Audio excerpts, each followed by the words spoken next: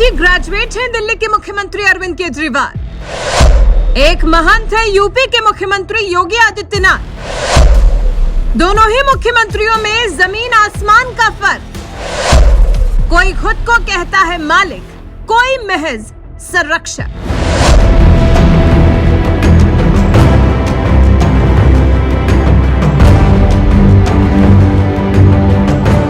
इस देश में 28 राज्य और 8 केंद्र शासित प्रदेश हैं, जहां कई मुख्यमंत्री सत्ता संभालते हैं। लेकिन बात जब देश के सबसे लोकप्रिय मुख्यमंत्री की आती है, तो सबसे तगड़ी टक्कर उत्तर प्रदेश के मुख्यमंत्री योगी आदित्यनाथ, दिल्ली के मुख्यमंत्री अरविंद केजरीवाल और पश्चिम बंगाल की मुख्यमंत्री ममता बनर्जी के बीच होती है।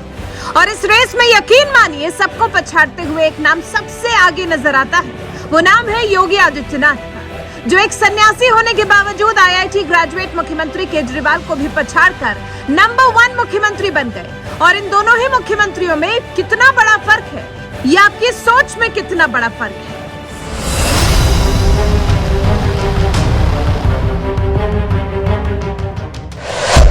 IIT मुख्यमंत्री केजरीवाल की सोच। आम आदमी पार्टी के नेता अरविंद केजरीवाल साल 2013 से राजधानी दिल्ली की सत्ता संभाल रहे हैं और उससे पहले भी कई मुख्यमंत्रियों ने दिल्ली की सत्ता संभाली है। लेकिन किसी भी मुख्यमंत्री के कार्यकाल में दिल्ली और केंद्र सरकार के बीच इतना विवाद नहीं हुआ, जितना विवाद केजरीवाल सरकार और मोदी सरकार के बीच आए दिन होता रहता है। कभी अफसरों की ट्रांसफर पोस्टिंग को लेकर दोनों सरकारें आमने सामने आ जाती हैं, तो कभी कथित शराब घोटाले में हो रही आप नेताओं की गिरफ्तारी को लेकर। कुछ ऐसा ही विवाद साल 2017 में उस वक्त हुआ था जब गेस्ट टीचर्स को नियमित करने का मुद्दा छाया हुआ था और दिल्ली के तत्कालीन उपराज्यपाल अनिल बैजल ने उन्हें गेस्ट टीचर को नियमित करने से जुड़ा बिल सदन में पेश न करने की नसीहत दी थी, जिस पर बुरी तरह से भड़के सीएम केजरीवाल ने दिल्ली विधानसभा में खूब भड़ास निकाली और इस कदर तत्कालीन उपराज्यपाल पर हमला बोला कि जैसे मानो सदन की मर्यादा ही भूल गए हो। एलजी कहता है कि तुम नहीं कर सकते, मैं करूंगा, तो करना।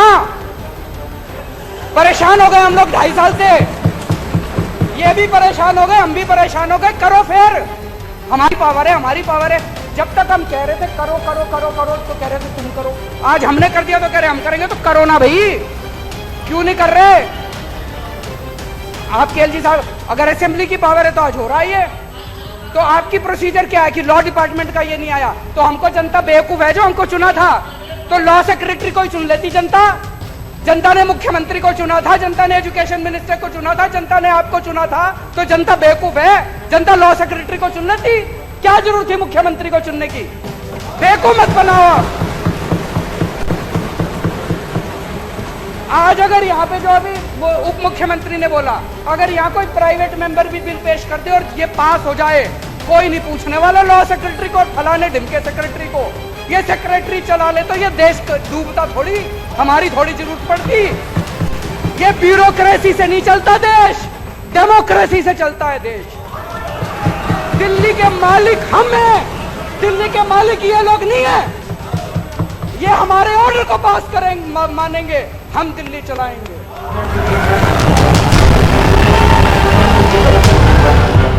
सीएम केजरीवाल की भाषा सुनिए और सोचिए। जिस मुख्यमंत्री को दिल्ली की जनता ने चुना है सरकार चलाने के लिए, उस मुख्यमंत्री की भाषा में इस कदर अहंकार नजर आ रहा है कि खुद को दिल्ली का मालिक बताने पर तुले हुए हैं। जबकि ये बात उन्हें भी पता होनी चाहिए कि जनता सिर्फ 5 साल के लिए चुनती है, जिंदगी भर के लिए नहीं। फिर भी सीएम केजरीवाल खुद को दिल्ली का मालिक बताने में जुटे रहे और विधानसभा में उनके समर्थक विधायक ठहाके लगाते रहे। ये है सन्यासी मुख्यमंत्री की सोच। खुद को दिल्ली का मालिक बताने वाले केजरीवाल की भाषा में जहां अहंकार झलकता है, तो वही बात देश के सबसे बड़े राज्य में से एक उत्तर प्रदेश की सत्ता संभाल रहे सीएम योगी की करें, तो इतना बड़ा राज्य संभालने के बावजूद सीएम योगी खुद को यूपी का मालिक नहीं बताते, बल्कि उनकी सोच एक ऐसे सन्यासी की तरह है जैसे मानो क्या लेकर आया था और क्या लेकर जाएगा। तभी तो आज तक को दिए एक इंटरव्यू में सीएम योगी ने यूपी की सत्ता को लेकर साफ साफ कह दिया कि मैं इसका मालिक नहीं हूँ, मैं तो एक कस्टोडियन मात्र हूँ, क्योंकि मैं इस बात को मानता हूँ कि मैं आज हूँ, कल कोई और आएगा। मुझे कोई अधिकार नहीं है यहाँ की प्रॉपर्टी को खुर्द-बुर्द करने का, गिरवी रखने का, उसको बर्बाद करने का। एक कस्टोडियन के रूप में केवल इसकी देखरेख करने तक की मेरी जिम्मेदारी है और मैं जब तक हूँ उसका संरक्षण मेरी नैतिक जिम्मेदारी है। यूपी का ये बयान बता रहा है कि यूपी जैसे बड़े राज्य की लगातार दूसरी बार सत्ता संभालने के बावजूद उनके अंदर सत्ता को लेकर कोई भी अहंकार नजर नहीं आ रहा। वो तो खुद को यूपी का महज एक कस्टोडियन यानी कि संरक्षक मानते हैं, जिन्हें यूपी की जनता ने 5 साल के लिए चुना है। और अगर योगी सरकार ने अच्छा काम किया तो साल 2027 में जब यूपी में विधानसभा चुनाव होगा तो जनता उन्हें लगातार तीसरी बार सत्ता सौंपेगी। और अगर अच्छा काम नहीं किया होगा तो उन्हें सत्ता से हटाकर अखिलेश यादव या मायावती जैसे नेताओं को अगले 5 साल के लिए यूपी का कस्टोडियन यानी संरक्षक बना देगी। ये तो रही साल 2027 में होने वाले यूपी विधानसभा चुनाव की बात। वैसे सत्ता को लेकर दिल्ली के IIT पास मुख्यमंत्री और यूपी के सन्यासी मुख्यमंत्री योगी आदित्यनाथ की जो सोच है, इस पर आपका क्या कुछ कहना है? कमेंट कर हमें अपनी राय जरूर बताएं। साथ ही हमारे चैनल को सब्सक्राइब कर बेल आइकन दबाना ना भूलें।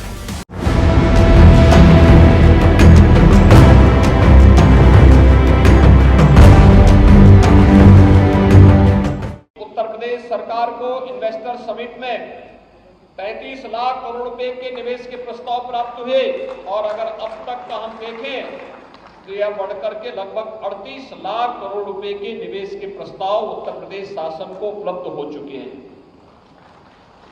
ये 38 लाख करोड़ रुपए का प्रस्ताव जिस दिन जमीनी धरातल पर उतरेगा 1 करोड़ 10 लाख से अधिक युवाओं को नौकरी और रोजगार की संभावना प्रदेश के अंदर ही उपलब्ध होगी। भाइयों बहनों, उत्तर प्रदेश सरकार इस दिशा में केंद्र सरकार के साथ मिलकर के निवेश के एक बेहतरीन गंतव्य के रूप में देश की सबसे बड़ी आबादी के राज्य को स्थापित करने के लिए पूरी प्रतिबद्धता के साथ कार्य कर रही है। सरकार के द्वारा समय समय पर इस प्रकार के कदम उठाए गए हैं। ईज ऑफ डूइंग बिजनेस में उद्यमता के लिए और उद्यमी के लिए जितनी सहूलियतें हो सकती हैं, जितने रिफॉर्म हो सकते हैं, उनको तो तत्परता के साथ सरकार ने किया ही, लेकिन साथ साथ सरकार का शुरू दिन से प्रयास रहा है कि उत्तर प्रदेश जैसे राज्य में अगर हमें उद्योग के अनुकूल वातावरण बनाना है, इसकी पहली शर्त होती है सुरक्षा।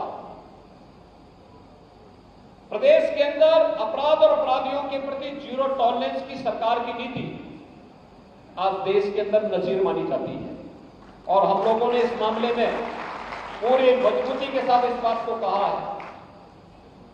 हम सुरक्षा के साथ किसी भी प्रकार का खिलवाड़ किसी को भी नहीं करने देंगे, वह कोई भी व्यक्ति क्यों न हो।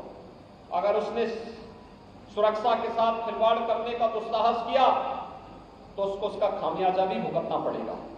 और आज आप देखते होंगे प्रदेश में सुरक्षा का एक बेहतरीन वातावरण है। कानून व्यवस्था अपनी एक नजीर प्रस्तुत कर रही है। 2022 के विधानसभा चुनाव में पहली बार हुआ है जब कानून व्यवस्था किसी राज्य के अंदर चुनावी मुद्दा बने और कानून व्यवस्था के मुद्दे पर जनता का व्यापक समर्थन एक सिटिंग सरकार के साथ में खड़ा होता हुआ दिखाई दे। यह भी एक उदाहरण के रूप में हम सबके सामने है।